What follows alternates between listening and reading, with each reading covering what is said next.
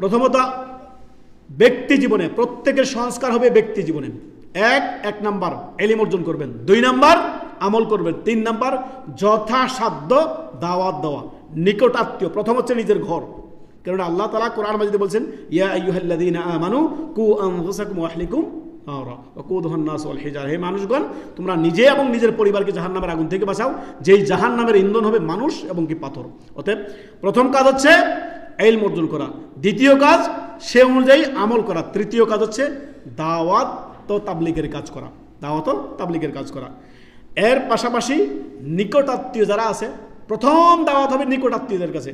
রাসূলুল্লাহ সাল্লাল্লাহু আলাইহি সাল্লামকে আল্লাহ তাআলা সূরা শুআরার আয়াত নাম্বার 214 নম্বর আয়াত, আল্লাহ রাব্বুল আলামিন বলেন ওয়া আনজির আশিরাতাকাল আকরাবিন।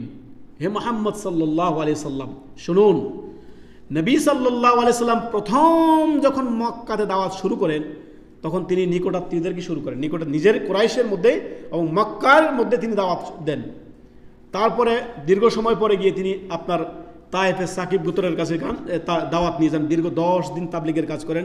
সেখান থেকে তিনি তাদের ছোট কচিকাচা তারা এই যে মক্কা তায়েফের যারা এই মুশরিক কাফের ছিল তারা তিনাকে লাগিয়ে দেন বাচ্চাদেরকে। তো প্রথম দাওয়াত হচ্ছে কোথায়?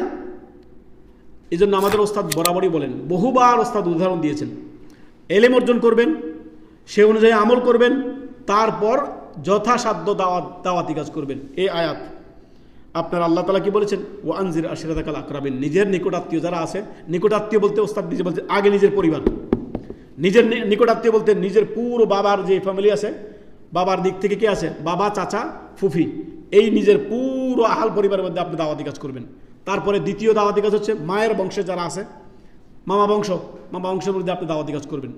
এই আয়াত ওই দিকে ইন্ডিকেট করে ও আনজির আশিরাতাকাল আকরাবিন।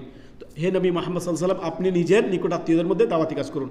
তারপরে বৈবাহিক সূত্রে একটি সম্পর্ক, সেটা হচ্ছে শ্বশুর বাড়ি, ওই দিকে আপনি এই 3টি গোত্রতে, এই 3টি বংশতে আপনি দাওয়াত দিতে পারেন। দাওয়াতের সুন্দর একটা ক্ষেত্র আপনার জন্য। ইলম অর্জন করা, আমল করা, তারপরে দাওয়াত। খেয়াল রাখতে হবে, একটার পরে একটা খেয়াল রাখতে হবে।